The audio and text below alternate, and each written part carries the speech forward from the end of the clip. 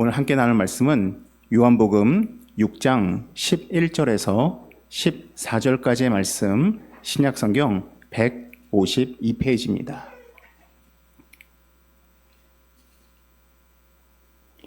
요한복음 6장 11절에서 14절까지의 말씀, 신약성경 152페이지입니다. 요한복음 6장 11절에서 14절까지의 말씀 제가 읽겠습니다. 예수께서 떡을 가져 축사하신 후에 앉아있는 자들에게 나눠주시고 물고기도 그렇게 그들의 원대로 주시니라.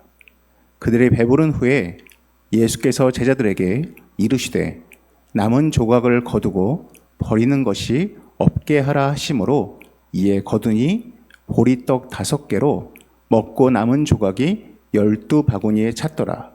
그 사람들이 예수께서 행하신 이 표적을 보고 말하되 이는 참으로 세상에 오실 그 선지자라 하더라. 아멘.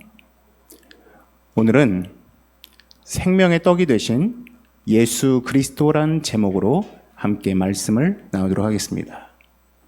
한 10년 전쯤에 EBS에서 굉장히 재미있는 한 다큐 프라임 방송을 송출한 적이 있습니다. 그 다큐멘터리의 제목이 이야기의 힘이란 다큐였습니다. 지금도 보니까 그 동영상이 유튜브에서 찾아볼 수가 있던 것 같습니다. 제가 그때 이 다큐가 너무 재미있어가지고 심지어 책까지 사서 읽었습니다. 책 제목 또한 이야기의 힘입니다.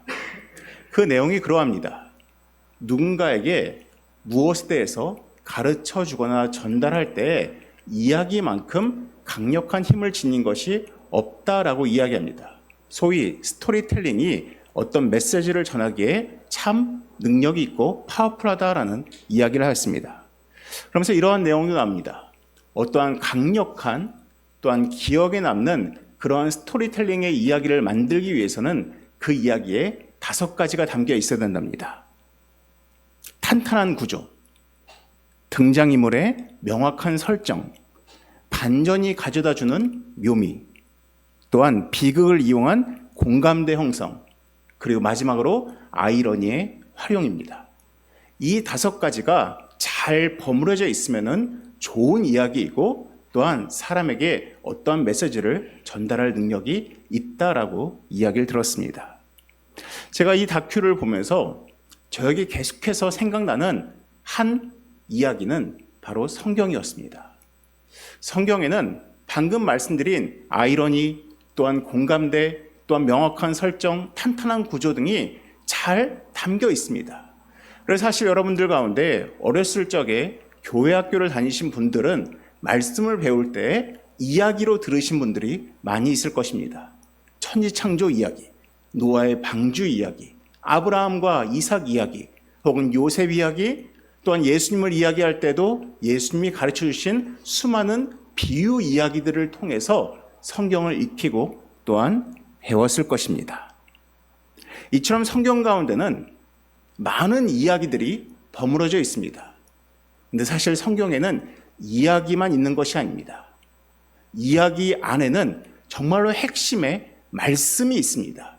그 이야기를 통해서 전해주고자 하는 그 말씀이 성경 곳곳에 묻어나 있습니다. 근데 참 문제가 있습니다.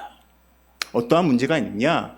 모태신앙에 굉장히 어렸을 적부터 교회 학교를 통해서 수많은 이야기를 들으신 분들은 그 성경을 대할 때 이야기가 머릿속에 많이 남아 있습니다. 그래서 말씀을 읽을 때 좀 낯섦이 덜합니다.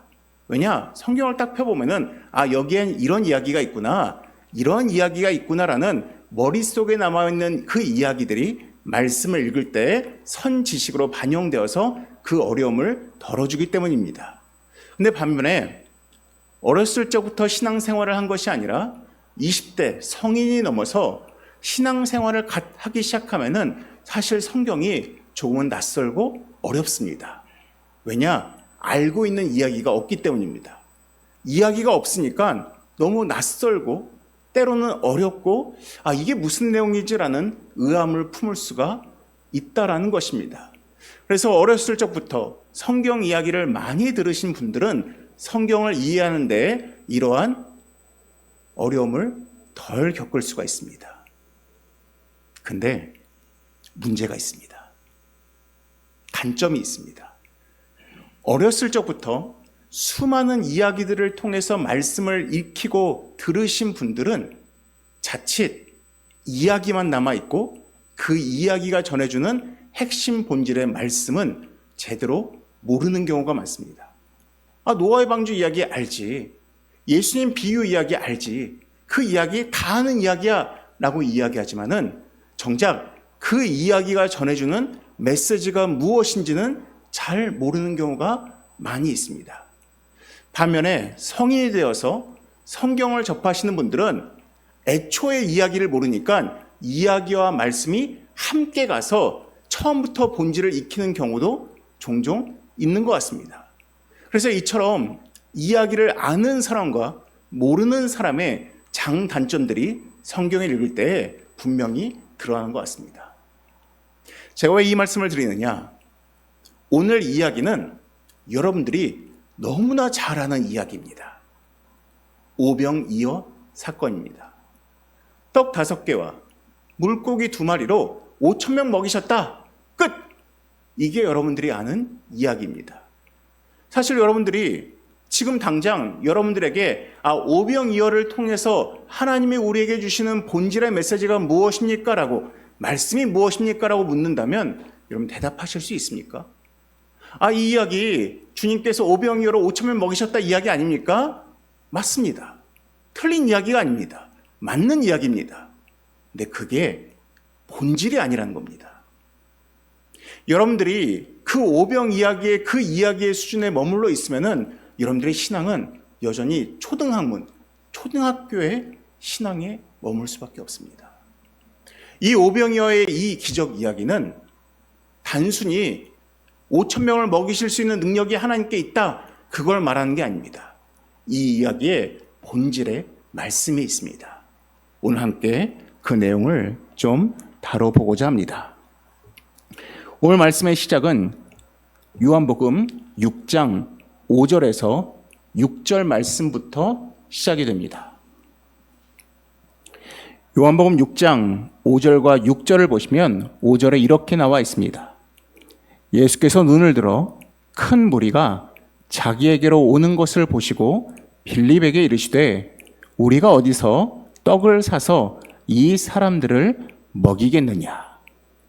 주님은 제자들과 함께 있을 때 주님이 먼저 방법을 제시하는 게 아니라 종종 제자들에게 물어보실 때가 있었습니다.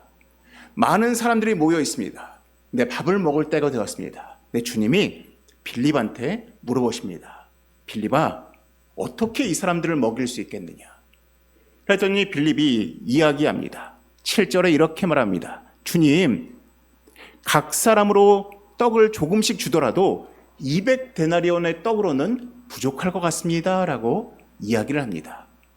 쉽게 말하면 불가능하다라고 말하는 것입니다. 이때 제자 중 시몬 베드로의 형제 안드레가 예수님께 먼저 이야기합니다. 그 말씀이 9절에 나옵니다. 9절 말씀입니다.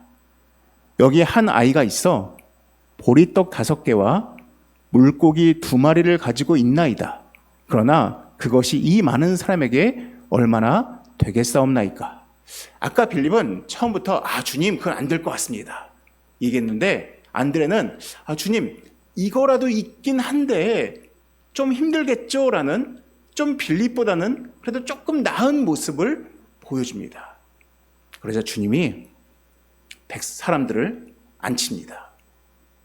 그리고 주님께서 사람들을 다 앉히라 하시니까 수가 대략 5,000명이었습니다. 그래서 주님께서 떡을 가져서 거기다가 축사하십니다. 축복 기도를 합니다. 그리고 이것을 사람들에게 나눠줍니다. 근데 보시에 보면은 11절 후반부에 참 제가 좋아하는 표현이 있습니다. 11절 후반부에 이런 말씀이 있습니다. 앉아 있는 자들에게 나눠주시고 물고기도 그렇게 그들의 원대로 주시니라 라고 되어 있습니다. 여러분들 동일하게 분배한 게 아닙니다. 오병이어가 있는데 이 오병이어가 있는 그 광주리에서 원하는 만큼 가져가십시오라고 한 겁니다. 그렇지 않겠습니까? 작은 아이는 조금 먹을 거고 덩치가 있는 사람들은 많이 먹을 거 아니겠습니까? 다 똑같이 공평 분계한 게 아니라 바구니에 손을 넣고 원하는 만큼 가져가십시오라고 했던 겁니다. 근데 놀라운 일이 벌어집니다. 떡 5개와 물고기 2마리. 금방 몇 사람이면 소진이 돼야 되는데 사람들이 가져가도 그 바구니에서 떡과 물고기가 끊이지 않습니다. 다 원하는 만큼 먹은 다음에 남은 조각을 다 걷어보니까 13절에 우리가 알다시피 12바구니가 남습니다. 이게 오병이어 이야기입니다. 여러분들이 대부분 다 여기까지 알고 있습니다. 그래서 오병이어 이야기, 떡 5개와 물고기 2마리로 5,000명을 먹이셨다. 우리 주님은 기적을 행하셔. 우리 주님은 작은 걸 가지고 크게 만들 수가 있는 분이야. 조금만 있어도 어떤 누군가의 정성만 있어도 많은 사람을 먹이실 수 있는 그러한 능력이 있으셔라고 하고 여기서 마침표를 딱 찍어버립니다. 이것이 이야기만 알고 있는 사람들의 한계입니다. 오늘의 이 이야기는 오병이어의 이야기가 전해주고자 하는 이 메시지는 이게 끝이 아닙니다. 이건 시작도 아닙니다. 이건 본질도 아닙니다. 그 시작은 뒤에서 이어지는 말씀입니다. 여러분, 그게 핵심입니다. 그 핵심의 내용이 무엇이냐? 사람들이 예수님을 통해서 오병이어로 5,000명이 먹었다는 그 소문이 사람들한테 쫙 퍼지기 시작합니다. 소문이 납니다. 우리 주님이 오병이어로 5,000명 먹이셨대. 그럼 내가 혹시 물고기 1마리만 가져가면 우리 집안 식구 1년 동안 먹는 거 아니야? 라는 여러분 이런 생각을 갖는 사람들 있지 않겠습니까? 그러니 사람들이 예수님을 찾아 나서기 시작했습니다. 그 내용이 12절에 나옵니다. 그 내용이 23절에 나옵니다. 23절에 보시면 23절부터 25절에 이렇게 되어 있습니다. 그러나 디베랴에서 배들이 주께서 축사하신 후 여럿이 떡 먹던 그곳에 가까이 왔더라. 사람들이 그 오병이어 사건이 있던 곳에 온 것입니다. 무리가 거기에 예수도 안 계시고 제자들도 없음을 보고 곧 배들을 타고 예수를 찾으러 가버나움으로 가서 바다 건너편에서 만나 랍비여 언제 여기 오셨나이까? 라고 이야기합니다. 그 오병이어를 일으킨 주님을 찾아서 사람들이 배를 타고 막 여기저기 다녔습니다. 왜? 그 기적을 좀 맛보려고, 좀 그러한 놀라운 표적을 좀 체험해 보려고 하는 마음이 있는 것입니다. 근데 가버나움에 와서 그 사람들이 주님을 딱 만났습니다. 랍비여, 주님 여기에 언제 오셨습니까? 묻습니다. 그때 주님이 26절에 이렇게 말씀하십니다. 예수께서 대답하여 이르시되 내가 진실로 너희에게 이르노니 너희가 나를 찾는 것은 표적을 본 까닭이 아니요 떡을 먹고 배부른 까닭이로다 라고 이야기하고 있습니다. 여러분들 견지망월이라는 사자성어를 아실 겁니다. 견지망월이 무엇입니까? 달을 보라고 손가락으로 가리켰더니 달은 보지 않고 손가락만 보는 것을 견지망월이라고 이야기합니다. 손가락은 달을 가리키기 위한 수단에 불과합니다. 손가락이 목적이 아닙니다. 달이 목적입니다. 주님이 뭐라고 하십니까? 너희가 나를 찾는 것은 표적을 본 까닭이 아니오라고 되어 있습니다. 표적이란 이 단어가 요한복음에 굉장히 자주 나오는 표현인데 이것은 견지망월의 손가락과 같은 사인이라는 의미입니다. 주님께서 오병이어 기적을 일으키신 것은 그게 달이 아니라는 것입니다. 그건 뭡니까? 손가락에 불과합니다. 주님의 오병이어 사건이 가리키는 목적지가 있는데 너희가 이것을 표적으로 보는 것이 아니라 뭘로 보고 있습니까? 사람들이 떡을 먹고 배불렀다, 이것만 보고 있는 것입니다. 이 사건은 표적이야. 이 사건은 가리키고 있는 달이 있어라고 주님 말씀하시는데 너희는 이거를 표적으로 보는 게 아니라 그냥 오병이야. 우리를 다 배부르게 먹이셨다라는 이것에만 머물러 있다라고 이야기하고 있는 것입니다. 우리도 그러한 누에 빠질 수 있는 것입니다. 여러분들도 오병이어 이야기를 먹이셨다라고만 알고 있으면은 주님이 책망하시는 그 책망의 대상에 우리도 들어갈 수 있는 것입니다. 주님은 분명히 오병이어 사건을 통해서 무언가를 말해주고 싶은 건데 많은 사람들은 배부르게 먹었다. 그래서 얘기합니다. 주님, 나도 배부르게 해주십시오. 주님, 내가 원하는 만큼 가져갔을 때 원하는 만큼 취할 수 있게 해주십시오. 라고 얘기하는 겁니다. 그러면 주님이 말씀하시는 이 이야기를 통해서 가리키고자 하는 그 달은 무엇이겠습니까?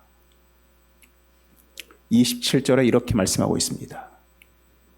썩을 양식을 위하여 일하지 말고 영생하도록 있는 양식을 위하여 하라.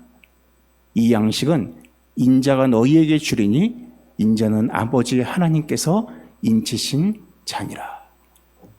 이런 오병이어 사건에서의 떡과 생선은 언젠가는 썩는 양식입니다. 지금 당장은 먹을 수 있고 지금 당장은 필요합니다. 하지만 그것은 유한한 양식입니다. 근데 주님께서 말씀하는 것입니다. 썩을 양식이 중요한 것이 아니라 영생하도록 있는 양식을 위해서 해야 되지 않겠니? 라고 주님께서 말씀하십니다.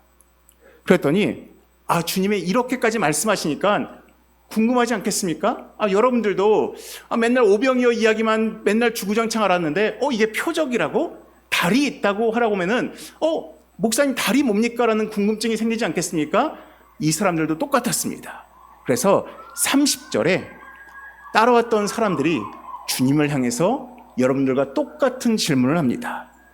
그들이 묻되 그러면 우리가 보고 당신을 믿도록 행하시는 표적이 무엇이니까? 하시는 일이 무엇입니까? 라고 이야기합니다. 주님, 그러면 이 사건이 가르치는 게 무엇입니까? 우리가 알아야 되는 것이 무엇입니까? 라고 사람들이 묻습니다. 그러자 드디어 주님께서 그 견지망월의 달을 말씀해 주십니다.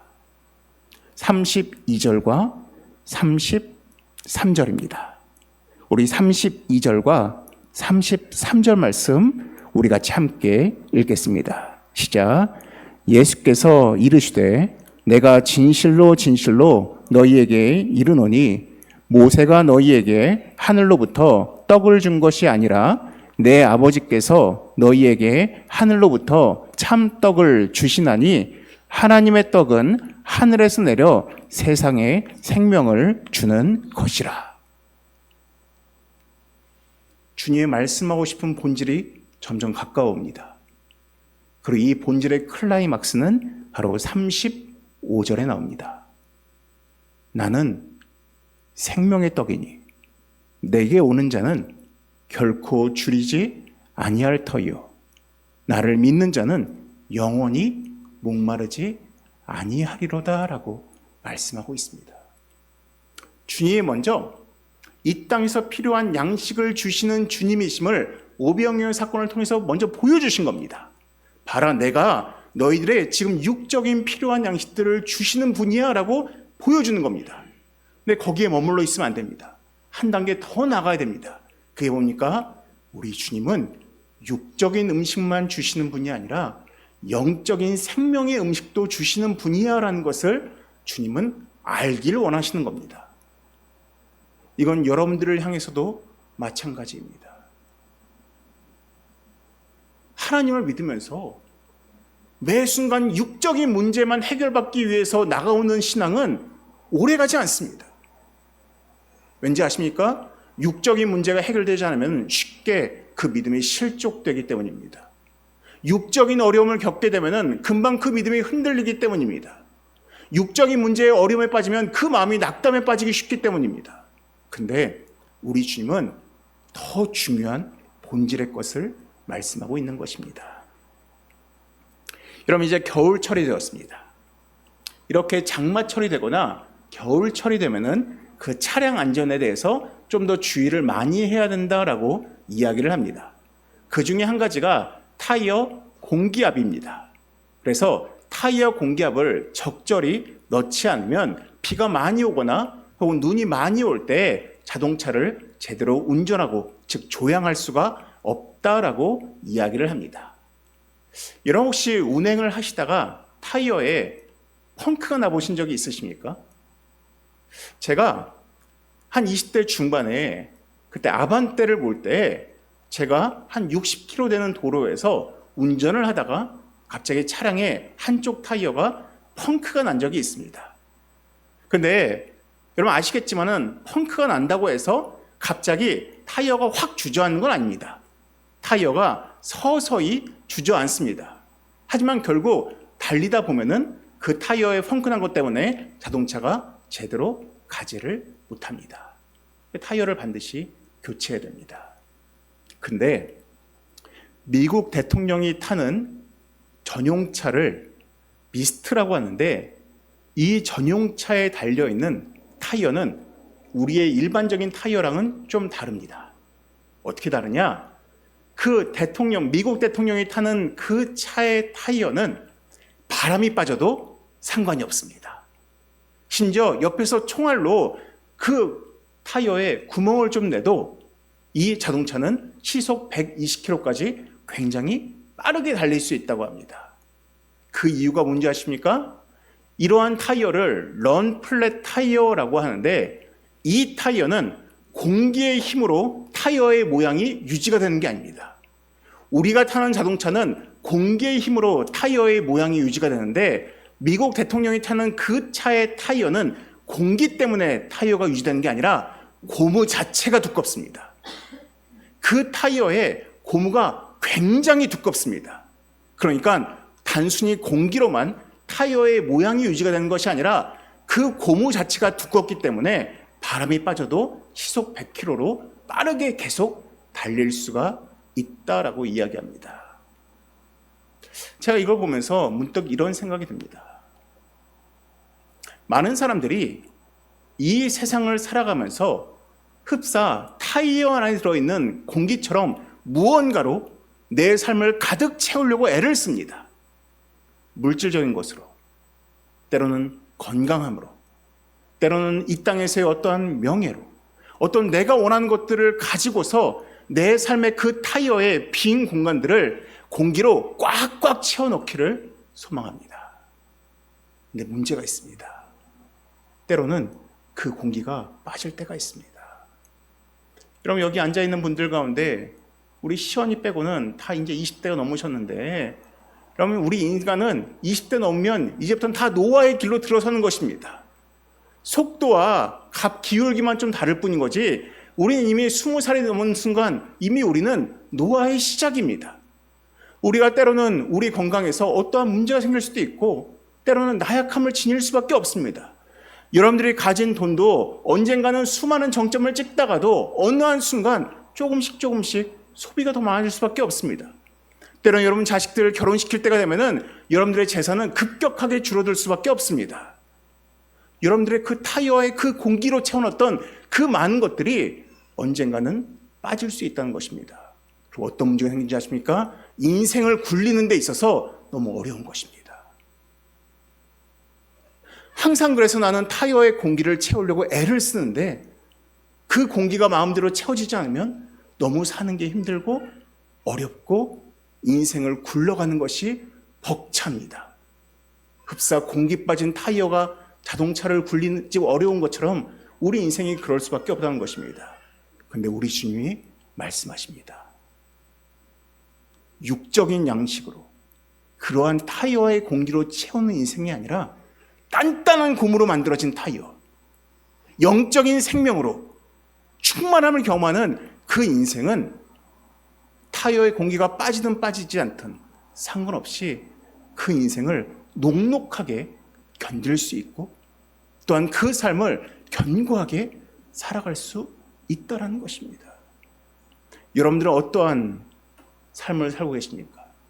혹시 여러분들은 타이어의 공기만 빠져도 그냥 타이어가 퍽퍽 꺼져버리는 그러한 인생을 살고 계십니까? 조금만 걱정스러운 일이 생겨도 너무 힘들고, 조금만 내가 원하는 대로 되지 않아도 하루하루 살아가는 게 버거운 그런 인생을 살고 계십니까? 여러분, 그렇다면은 이제 좀 생각을 바꾸셔야 됩니다. 이제는 내 인생을 그러한 것들로 채워야만 잘 달릴 수 있다는 생각을 좀 내려놓으시고, 우리 주님 말씀하신 것처럼 결코 줄이지 않고 결코 목마르지 않는 그것으로 우리의 삶을 채우는 연습을 해야만 한다는 것입니다. 그럼 어떻게 그것을 할 수가 있겠습니까? 우리 주님이 뒤에서 이렇게 말씀하십니다. 49절에서 51절입니다. 우리 48절부터 보도록 하겠습니다. 내가 곧 생명의 떡이니라. 너희 조상들은 광야에서 만나를 먹었어도 죽었거니와 이는 하늘에서 내려오는 떡이니 사람으로 하여금 먹고 죽지 아니하게 하는 것이니라. 나는 하늘에서 내려온 살아있는 떡이니 사람이 이 떡을 먹으면 영생하리라. 내가 줄 떡은 곧 세상의 생명을 위한 내 살이라. 주님이 말씀하십니다. 내가 생명의 떡이다. 그리고 주님 뭐라고 하십니까? 나를 먹으라 하십니다. 그랬더니 여러분, 초대교회 당시 때, 그 당시 로마 사람들이 기독교인들을 사람을 먹는 사람들로 오해했습니다. 왜냐? 주님께서 내 살을 먹어라, 나를 먹으라 하니까, 야, 저 기독교인들은 사람을 먹는 놈들이다, 무서운 놈들이다 라고 여겼습니다. 주님이 뒤에서 또한 55절과 56절에 이렇게 말씀하십니다. 내 살은 참된 양식이요 내 피는 참된 음료로다. 내 살을 먹고 내 피를 마시는 자는 내 안에 거하고 나도 그의 안에 거한다라고 하십니다. 더 심합니다. 살과 피를 먹으라 하니까 초대교회 로마 사람들이 더 끔찍하다라고 생각을 한 겁니다. 하지만 우리는 알고 있습니다. 이것이 무엇을 의미합니까? 이것은 주의 십자가에서의 죽으심을 의미하고, 또 우리가 절기 때마다 행하는 성찬식을 의미하는 것이며, 무엇보다 우리가 지난주에 말씀에 나눈 것처럼 주님은 무엇입니까? 말씀이십니다. 우리가 주의 살을 먹는다는 것은 우리가 말씀을 읽는 것입니다. 우리가 주의 피를 마신다는 것은 주의 십자가의 죽으심을 믿으며 부활을 믿으며 이 말씀을 듣는 것입니다. 말씀을 읽고 말씀을 듣는 것은 내 영혼에 주의 살과 피로 채우는 것이고, 이를 통하여서 나의 영적인 것들을 체험을 경험할 수 있다는 것입니다. 그런데 문제가 있습니다. 제가 지난주에 한 서울대 의대 교수님 그 방송을 들으면서 제가 제 무릎을 탁 하고 쳤습니다. 그분이 서울대 이승훈 교수님이신데, 그 서울대 이승훈 교수님이 한 방송에서 살찐 사람이 더 건강하게 오래 산다, 이런 주제로 말씀을 하셨습니다. 처음에는 이건 또 무슨 이상한 소리야 했는데, 그 영상을 쭉 들어보니까 이유가 있었습니다. 나중에 그건 들어보시고. 근데 거기에서 제가 참 인상 깊게 들었던 내용이 있습니다. 그럼 사람이 음식을 먹으면 이 음식을 먹은 그 열량을 가지고, 에너지를 가지고 가장 먼저 하는 게 뭔지 아십니까? 여러분들 딱 음식을 먹었다. 이 음식 속의 에너지가 가장 먼저 하는 게 있습니다. 그게 뭐냐? 몸의 체온을 높입니다. 음식을 딱 먹으면 몸의 체온이 올라갑니다. 그래서 여러분들이 막 추운 겨울날 음식점에 들어가서 딱 음식을 먹으면 따뜻해라고 하는데, 그게 그냥 느낌상이 아니라 실제로 음식을 먹으면 그 음식의 에너지가 가장 먼저 하는 게 몸의 체온을 높입니다. 체온을 높이고 나서 남는 에너지가 있으면 그 에너지로 뭘 하는지 아십니까? 사람이 움직일 수 있는, 활동할 수 있는 에너지를 제공합니다. 그래서 다이어트 할 때는 사람이 힘이 없는 겁니다. 왜? 체온까지는 유지하는데 활동할 수 있는 에너지는 부족하기 때문에 다이어트를 할 때 보면은 힘이 없습니다. 또 깡마른 모델들 보면은 약간 힘이 없게 느껴지는 것입니다. 가장 먼저 체온을 유지시킵니다. 남는 에너지로는 활동력을 줍니다. 또 남는 에너지가 있다. 그럼 세 번째로 뭘 하는지 아십니까? 중요합니다. 면역력을 높입니다. 에너지를 충분히 먹지 못하면, 심지어 활동할 에너지도 먹지 못하는 사람들은 면역력이 떨어질 수밖에 없습니다. 그래서 과학자들이 말하기를 사람의 체온이 1도가 상승하면 면역력이 50%가 증가하고 정상 체온보다 1도가 낮아지면 면역력이 30% 떨어진다라고 이야기합니다. 음식물을 먹으면, 충분히 먹으면 체온을 높이고, 그다음 활동할 에너지를 주고, 마지막에는 면역력까지 줍니다. 이걸 딱 들으니까 우리 하나님의 말씀을 대하는 사람들과 똑같은 겁니다. 그럼 잘 생각해 보십시오. 제가 이렇게 사역을 하다 보면은 말씀을 듣고서는 영적인 체온이 막 올라가는 사람들이 있습니다. 말씀을 들으면, 말씀을 읽으면 영적 체온이 올라갑니다. 어떤 분들은 그 체온의 변화로 인해서 기뻐하는 분들도 있습니다. 어떠한 분들은 눈물 흘리는 분도 있습니다. 어떠한 분들은 마음의 평안을 느끼는 분들도 있습니다. 이처럼 말씀을 들으면 영적인 체온의 변화가 있습니다. 말씀을 더 많이 듣기 시작하면은 그 말씀을 듣고 한 주간 살아가는 힘, 하루를 살아갈 힘을 얻습니다. 말씀을 읽고 들으면은 그 말씀을 통해서, 그래, 내가 좀 힘들더라도 주를 의지하고 하루 살아봐야지. 내 마음에 좀 우울한 일이 있어도 내가 주를 의지하고 기뻐해야지라는 그러한 영적 에너지를 얻습니다. 거기에서 더 많은 말씀을 듣는 사람들은 사단이 나를 아무리 공격해도 시험에 빠지지 않습니다. 때로는 유혹의 메시지를 던져도, 때로는 질투가 나는 그 광경을 목격하더라도 내 마음이 흔들리지 않습니다. 누가 나에게 시험이 되는 말을 던져도 내 마음은 평안합니다. 흡사요즘과 같이 아무리 감기 바이러스가 심해도 면역이 있으면 그 감기에 걸리지 않듯이, 아무리 수많은 시험거리가 있어도 그 마음이 영적 면역력으로 견딜 수가 있습니다. 근데 충분한 말씀을 얻지 못하면 면역력이 없으니까 자꾸만 시험에 빠지고, 에너지가 없으니까 그냥 하루 이틀 버티다가 더 이상 영적 에너지가 안 생기고 많은 것입니다. 여러분들은 어떻습니까? 과연 여러분들은 여러분들의 영혼과 생명을 살리는 그 영적 음식을 충분히 섭취하고 계십니까? 단순히 영적 체온만 올리는 것이 아니라 영적인 에너지를 주고 영적인 면역력을 주어서 하루하루 살아갈 때마다 시험에 빠지지 않고 항상 기쁨으로 살아오고 계십니까? 아니면 잠깐 마음의 변화는 있는데, 잠깐 영적 감동은 있는데 여전히 하루가 힘든, 여전히 에너지 결핍의 삶을 보내고 있지는 않으십니까? 저는 언제까지 주님 앞에서 주님 나에게 육신의 떡을 주십시오라고 갈급하는 초등학교 신앙에 머물지 않았으면 좋겠습니다. 이제는 더 앞으로 나가서 주님, 내 영혼을 강건케 해주십시오.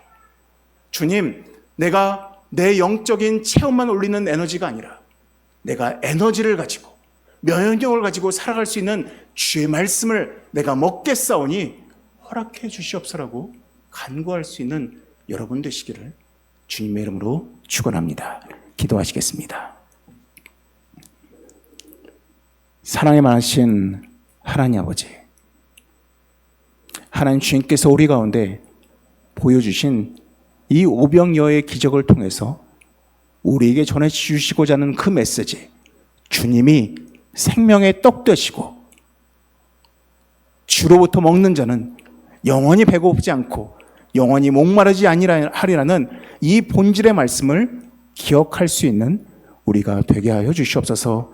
하나님, 우리가 말씀을 읽고 말씀을 듣고 주를 대할 때에 잠깐 우리 마음에 영적 감동을 받는 그 정도의 말씀의 떡만 먹는 자들이 아니라 우리가 하루, 이틀, 한 주를 살아가면서 시험에 빠지지 않을 수 있는 충분한 영적 음식을 먹을 수 있는 우리가 되게 하여 주시옵소서.